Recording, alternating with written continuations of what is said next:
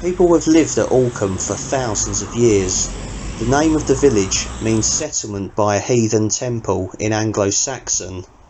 In 1990, an Iron Age burial site was discovered near the village during building work on a barn. As well as cremation urns, this contained 2 very rare wooden buckets covered with highly decorated bronze sheeting and handle mounts in the form of human figures. The village lies in a deep valley halfway between Dover and Folkestone. There is a spring at Drellingor, about 2 miles away, which gives rise to an intermittent stream. In the past, this used to flood at intervals, causing damage to crop and buildings. Nowadays, heavy water extraction has lowered the water table, and it seems that the woe waters, as the locals called them, are likely to run less frequently. St Anthony's Church is the oldest building in the village. It occupies the site of an earlier structure that was put up in the first part of the 13th century, but greatly enlarged not long afterwards. The flint and ragstone walls make for an attractive exterior. In the interior, the tomb of the first known rector, Herbert 1199 to 1203, can be easily read. The tomb is one of the oldest in Kent. The population of Alkham is the same now as it was 150 years ago. However, the village is on the East Kent coalfield, and there were once great schemes for industrial expansion. The regional plan for 1925 allocated 5,000 dwellings to the Alkham Valley and suggested building a railway to exploit local iron ore deposits. The interwar depression prevented the development.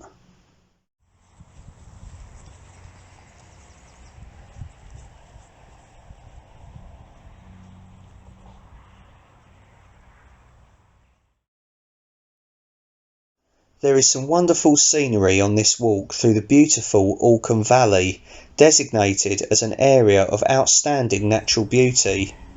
In spring we can see some lovely wild flowers, when there are fine displays of cowslips, red campions, bluebells and wood anemones. We may even spot early purple orchids. There are glorious views over the valley and historic interest in the form of an ancient priory passed on the route and an interesting church in Alkham.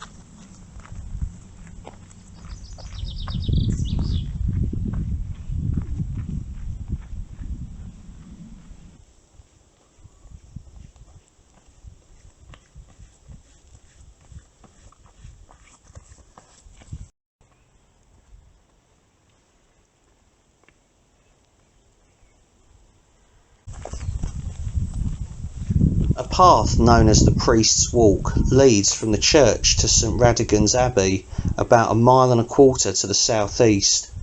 The abbey was founded in 1192 and stands in an isolated spot on top of the downs. Since 1590 it has been used as a farm, but extensive ruins still remain.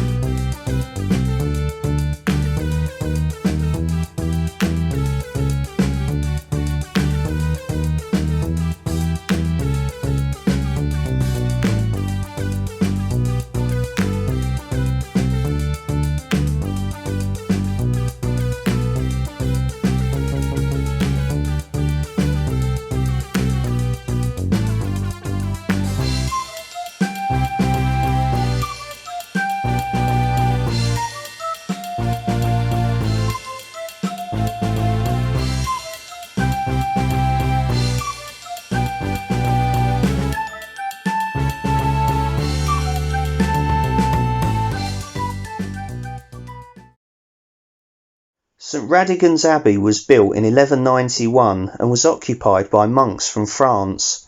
Its wealth and reputation increased in the early years.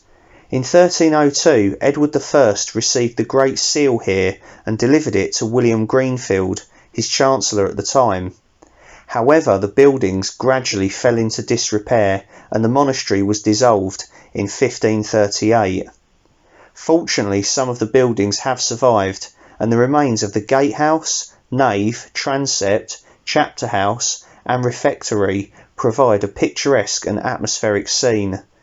Inside the church at Alkham is a coffin lid bearing one of the oldest inscriptions in Kent. It came from the coffin of Herbert de Avranches, a monk at St Radigunds.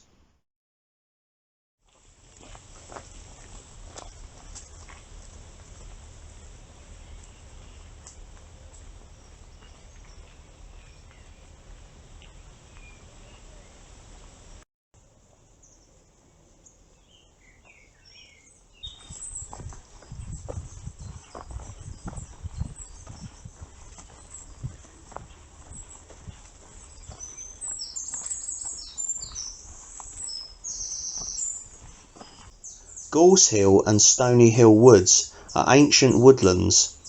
Ancient woodlands are those that have been in existence since at least 1600 AD.